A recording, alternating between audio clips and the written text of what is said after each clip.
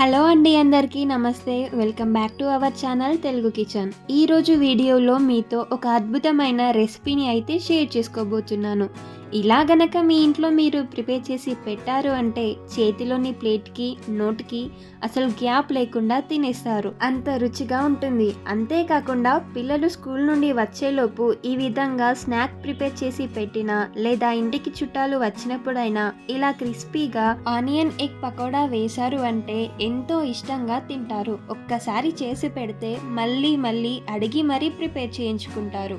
అంత టేస్టీగా, బయట నుండి క్రిస్పీగా, లోపల నుండి సాఫ్ట్గా ఉంటుంది. మరి లేట్ లేకుండా రెసిపీ ఎలా ప్రిపేర్ చేయాలో చూద్దాం రండి. ఫస్ట్ ఒక బౌల్లోకి నీళ్ళని తీసుకొని ఇందులోకి 2-3 ఎగ్స్ని తీసుకోండి. ఇప్పుడు ఇందులోకి కొద్దిగా సాల్ట్ని యాడ్ చేయండి. నెక్స్ట్ స్టవ్ ఆన్ చేసుకొని ఈ ఎగ్స్ని ఉడకబెట్టండి. ఇలా నీళ్ళల్లో ఉప్పు వేయడం వల్ల మనకి ఎగ్స్ పగలకుండా ఉంటాయి, అలాగే త్వరగా కూడా ఉడుకుతాయి. సో మనం ఈ ఎగ్స్ ఉడికేలోపు పకోడా కోసం పిండిని ప్రిపేర్ చేసి పెట్టుకుందాము. పకోడా కోసం 3 పెద్ద సైజు ఉల్లిపాయలని తీసుకోండి. వాటి పీల్ తీసేసి సన్నగా తురుముకోండి. ఇలా పకోడా ప్రిపేర్ చేస్తున్నప్పుడు ఉల్లిపాయలు సన్నగా ఉంటేనే మనకి టేస్ట్ బాగుంటుంది, అలాగే క్రంచీగా కూడా ఉంటుంది. సో ఇలా వీడియోలో చూపిస్తున్నట్టుగా సన్నగా కట్ చేసుకోండి.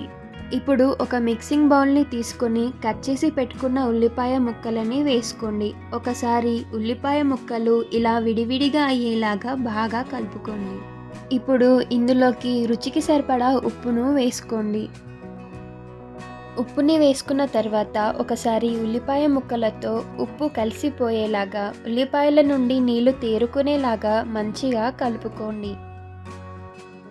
ఇప్పుడు ఇందులోకి 1 కప్పు శనగపిండిని తీసుకోండి. అలాగే 1/2 స్పూన్ అల్లం వెల్లుల్లి పేస్ట్, 1 స్పూన్ కారం, 1/2 స్పూన్ పసుపు, అలాగే 1 స్పూన్ ధనియాల పొడిని కూడా వేసుకోండి. అలాగే అరచేతిలోకి 1/2 స్పూన్ ఓమాని తీసుకొని చేతులతో నలుపుకున్నాక మిక్సింగ్ బౌల్లోకి వేసుకోండి.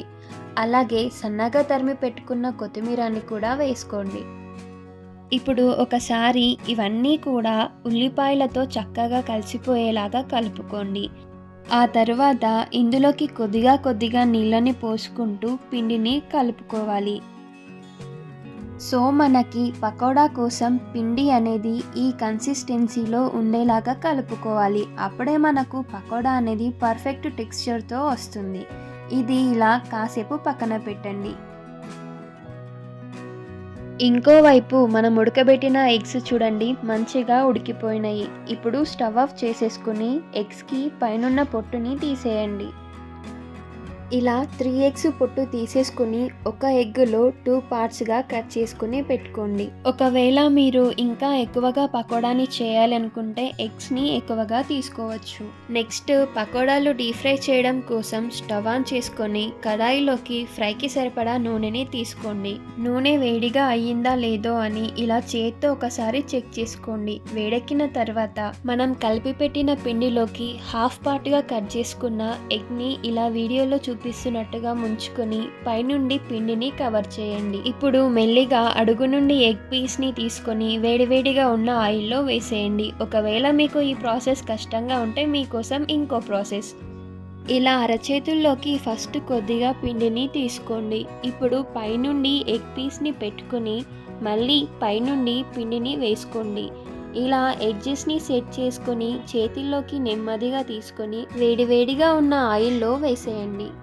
ఈ విధంగా ఒక్కో పీస్తో ఒక్కొక్క పకోడాని ఆయిల్లోకి నెమ్మదిగా వేసుకోండి.